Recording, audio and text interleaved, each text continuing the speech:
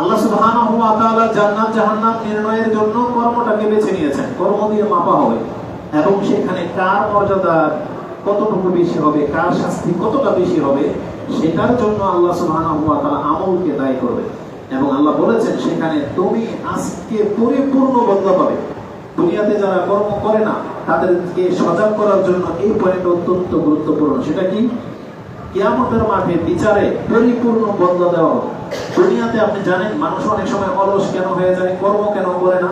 কারণ অনেকে আছে দুনিয়াতে কর্ম করে ভালো যাজা পায় না, সম্মান পায় না, ইনকাম পায় না, মেহনত করে গাধার মতো তাকে খাটানো হয়, কিন্তু আপনার পারিশ্রমিক দেওয়ার সময় মালিক অনেক সময় তাকে ঠকায়, বাপ মা তাকে ঠকায়, বাপ মা যেমন অনেক ভাইকে জিতায়, অনেক ভাইকে ঠকায়। এই জন্য মানুষ কিন্তু অনেক সময় খারাপ বা অলস হয়ে যায়। কিয়ামতের মাঠে এটা হবে না। কিয়ামতের মাঠে আল্লাহ যেহেতু বলেছেন আমি পরিপূর্ণর সাথে দেব, এই জন্য প্রত্যেকের তো উচিত ছিল তার সর্বোচ্চটা আল্লাহকে দেওয়া। একটা ব্যাংকের কথা শোনেন, মানে ইদানিং তো ব্যাংকে যাতায়াত বেশিটা হচ্ছে, কারণ অনেকগুলো টাকা আটকে গেছে এই ইসলামিক ব্যাংকে, যেটা আমাদের যারা সোসাইটি করতেছি সেখানে আমাদের সোসাইটি হবে অনেক সদস্যদের টাকা ইসলামিক ব্যাংকে আটকে গেছে।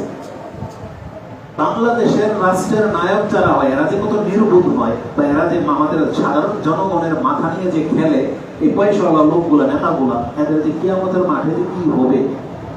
বাংলাদেশ এতটা লাঞ্ছিত জাতির মধ্যে মানে পড়ে গেছে, তারা সবকিছু মুখে বলে ডিজিটালাইজ, কিন্তু এখন পর্যন্ত ওই নাগরিকত্বের বিষয়েও তারা সঠিকভাবে মানে আপন জায়গায় আসতে পারে।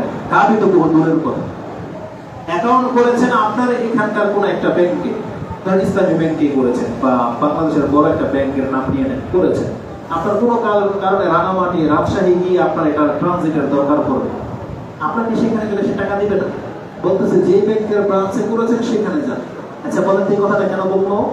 তো কেন কর্ম করতে চাচ্ছে না? এটা আপনি লিগালিটি, আপনি এটা প্রাপ্য যে আপনার এই ব্যাংকেরই তো চেক, এই ব্যাংকের থেকে আপনি টাকা তোলা দেওয়া নেওয়া এটা হক রাখেন, কিন্তু এ বলতেছে যে এই ব্যাংকের থেকে আপনার টাকা দেবো না আমরা। কেন? আপনি ওই যে ব্যাংকের ব্রাঞ্চে করেছেন সেখানে যান। কেন এই কথাটা বলে জানেন? এরা সব কিন্তু বেতনভুক্ত কর্মচারী, তার বেতনের উপরে দায়িত্ব তার, এটা আপনাকে দিতে সে বাধ্য, কিন্তু সে দিবে না। কারণ আপনার এই যে সার্ভিসটা সে দিচ্ছে, সে 1 টাকা কমিশন পাবে না। এই কমিশনটা কে পাবে? ওই যে যেখানে আপনি অ্যাকাউন্ট করে রেখে আসছেন, অটোমেটিক্যালি তার হয়ে জমা হয়ে যাবে। মানুষ কতটা নিচে নামলে এমনটা হইতে পারে যে একটা কমিশনের কারণে সে তার সার্ভিসটা পর্যন্ত সে দিতে রাজি না। আমি কোন কথাটা এখানে কেন নিয়ে আসলাম?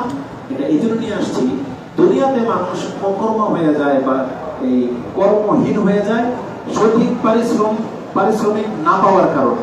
এই লোকটাকে যদি ব্যাংকের মূল হেড কর্মকর্তা যদি ডিক্লেয়ার দিত যে টেবিল থেকে লেনদেন হবে ওই টেবিলের কোডে কমিশন চলে যাবে, তাহলে ও আপনাকে ডাক পেরে নিয়ে আসতো, আসেন আসেন আমি দিয়ে আপনাকে টাকা, আসেন ওই এটা করতো। এটা ব্যাংকের কর্মকর্তার হওয়া উচিত ছিল, মালিকের এটা করা উচিত ছিল। যাই হোক, তাহলে এই জন্য সে আপনাকে সার্ভিস দিচ্ছে না, বহায় রাখবে।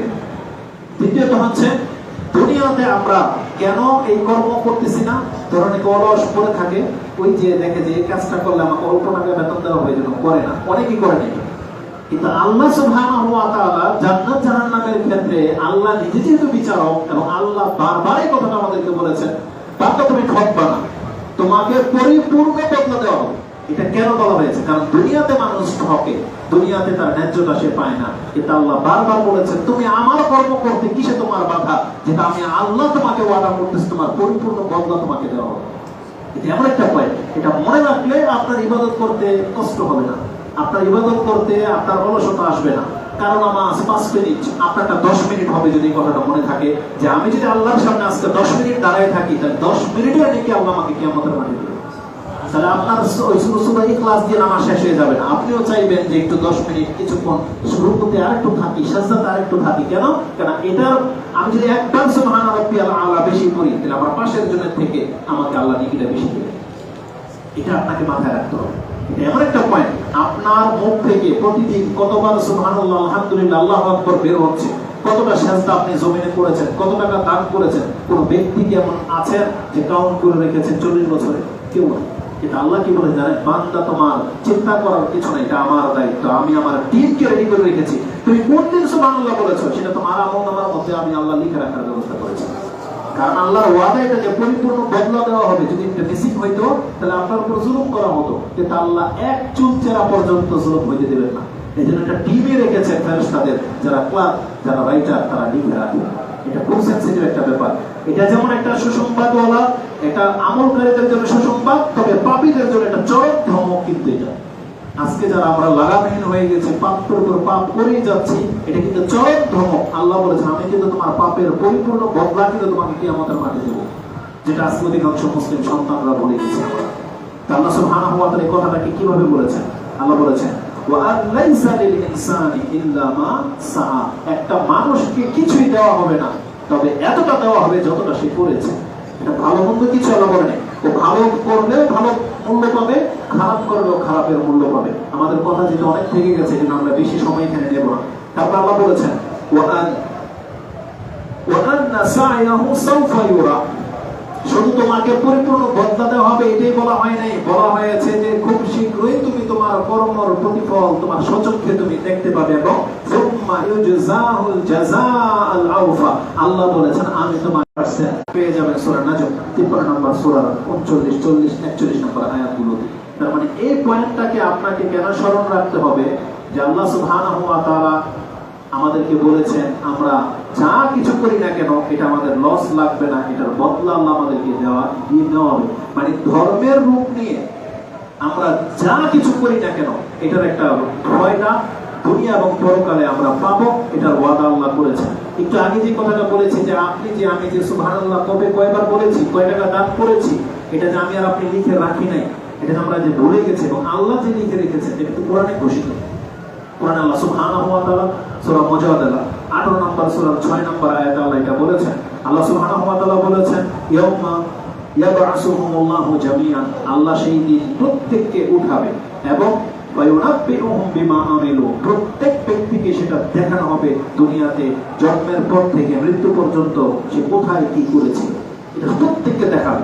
এটা কর্ম ভালোকারীদেরকেও দেখাবে, কর্ম খারাপকারীদেরকেও দেখাবে। তারপর আল্লাহ কি বলেছেন জানেন? আল্লাহ বলেছেন আহসাহুল্লাহু ওয়া নাসু, মানুষ ভুলে গেছে কবে কি করেছে, কার থেকে টাকা পায়। আর যারা টাকা নেয় তারা তো ভুলে যেতে চায়, খালি পাওনাদাররা স্মরণ রাখে, দেনাদাররা ভুলে যায় যে কারো কাছ থেকে কিছু নিয়েছে কিনা।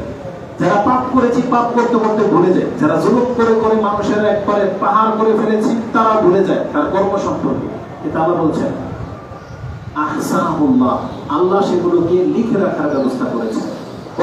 মানুষ ভুলে গেছে, কিন্তু আল্লাহ বলতেছেন আমি এগুলো পাই টু পাই লিখে রাখার ব্যবস্থা করেছি। এর পরের অংশ আরো মারাত্মক, বরং আল্লাহ কি বলেছে জানেন? ওয়াল্লাহু আলা কুল্লি শাইইন শাহীদ, বরং আল্লাহ প্রত্যেক কর্মের সময় তিনি নিজে উপস্থিত থাকেন। আমরা যে কর্মগুলো করি মানে আল্লাহকে আয়েশা উপস্থিত থাকতে তো হবে না, সব তো আল্লাহর চোখের সামনে হচ্ছে না? তার মানে আমি আর আপনি ভালো কিছু কাজ করলে সেটা আল্লাহর চোখের সামনে হচ্ছে, পাপ করলে সেটা আল্লাহর চোখের সামনে হচ্ছে। আল্লাহ বলছে আমি আর নিজেই স্বয়ং সাক্ষী। বিচারের জন্য এটি যথেষ্ট ছিল, কিন্তু তারপর আল্লাহ লিখে রাখার ব্যবস্থা করেছেন। হাত সাক্ষী দিবে, চোখ সাক্ষী দিবে, অন্য সাক্ষীরা সাক্ষী দেবে, ফেরেশতারা সাক্ষী দেবে। ওগুলো হচ্ছে উইটনেস, মানে আল্লাহকে যেন আমি আর আপনি মিথ্যা প্রতিপন্ন করতে না পারি, কারণ আল্লাহ তো লজ্জাশীল। আল্লাহ সুবহানাহু ওয়া তাআলা যেটা কথা বলে যে আপনি আমি এত নির্মম হারাম, এত বড় গাদ্দার, আল্লাহকে বলে দিবেন যে আল্লাহ এটা আমি করিনি, আপনি আমি ডাইরেক্ট অস্বীকার করে ফেলবো আল্লাহর ইলমকে। এজন্য আল্লাহ সুবহানাহু ওয়া তাআলা সাক্ষী রাখারও ব্যবস্থা করেছেন। এজন্য আল্লাহ মুখটা মেরে দিবে, হাত বলে দিবে হ্যাঁ আমি এটা করেছি। এটা খুব সেনসিটিভ, কিন্তু আল্লাহর সাক্ষী যথেষ্ট ছিল। তারপর আল্লাহ এই সিস্টেম কিয়ামতের মাঠে করবে। তার মানে এই পয়েন্টটা আমি যেটা বোঝাতে চেয়েছি, আপনি আজকে কর্ম যা তা করতে পারেন না, যেখানে আপনাকে বলা হয়েছে তুমি যা করলা তার বদলা কিন্তু পরিপূর্ণ তোমাকে দেওয়া হবে। তৃতীয় মূলনীতি এই আমল সম্পর্কে, এটা আরো সেনসিটিভ। সেটা কি জানেন? কোন পাপী চাইলেও তার পাপের ভাগ অন্য কাউকে দিতে পারবে না, মানে সে অন্যকে ফাঁসিয়ে দিয়ে নিচে বেঁচে যাবে। আল্লাহ বলছেন এই সুযোগ কিয়ামতের মাঠে কোনো ব্যক্তিকে দেওয়া হবে না। যার পাপ শাস্তি তাকে ভোগ করতে হবে, যার নেকি বেশি এই নেকির ভাগ সে নিজেই ভোগ করবে, এটা অন্যকে দিয়ে দেওয়া হবে না। সুবহানাল্লাহ, এটা অত্যন্ত সেনসিটিভ একটা ব্যাপার। আল্লাহ সুবহানাহু ওয়া তাআলা বলেছেন মান আমিলা সালিহান ফালিনাফসি, যে ব্যক্তি ভালো কাজ করতেছো তুমি জেনে রাখো এটা তোমার নিজের ফায়দার জন্য তুমি করতেছো। ওমান আসাআ ফাআলাইহা, যারা খারাপ করতেছো এই পাপের ভাগ কিন্তু তোমার ঘাড়ে পড়বে, এটা অন্য কারো উপরে চাপিয়ে দেওয়া হবে না। তারপর আল্লাহ বলেছেন ওমা রাব্বুকা বিযাল্লামিন লিল আবিদ, আমি আমার কোন বান্দার প্রতি সামান্যতম জুলুম করব না। তার মানে একজনের পাপের কারণে যদি আল্লাহ আরেকজনকে ধরে তাহলে এটা হচ্ছে তার উপরে জুলুম, আবার এর নেকি যদি আরেকজনকে আল্লাহ দিয়ে দেয় তাহলে এটা হচ্ছে তার উপরে জুলুম। এখানে আল্লাহ বলেছেন না, যে নেকি করবে তার যাজা তাকে দেব, যে পাপ করবে শাস্তি আমি তাকেই দেব। তার সাথে ইনক্লুড যদি কেউ থাকে সেটার ব্যবস্থা আমরা জানি, যে কেউ যদি ভালো কাজের একটা জারিয়া করে দেয় আল্লাহ তাকেও নেকি দেবে, কি তার থেকে নিয়ে দেবে না, এটা আল্লাহর পক্ষ থেকে দেবে, তাকে আল্লাহ শাস্তি দেবে, কিন্তু এর শাস্তিকে মাফ করে দিয়ে না, এর শাস্তি তাকে ভোগ করতেই হবে। এটা অত্যন্ত সেন্সিটিভ। তবে এখানে আরেকটা পয়েন্ট হচ্ছে, যদি কেউ কারোর প্রতি জুলুম করে থাকে, কাউকে গালি দিয়ে থাকে, থাপ্পড় দিয়ে থাকে, কারো ঋণ নিয়ে থাকে, ঋণ পরিশোধ করতেছেন না, কিয়ামতের মাঠে আপনার আমলনামা থেকে তাকে দিতে হবে।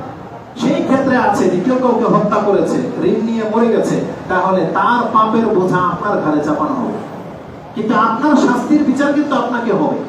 আপনার শাস্তি যদি তার কাছ থেকে নিয়ে মাফ করার যোগ্য হয় তখন মাফ পাবেন, নাইলে কিন্তু না।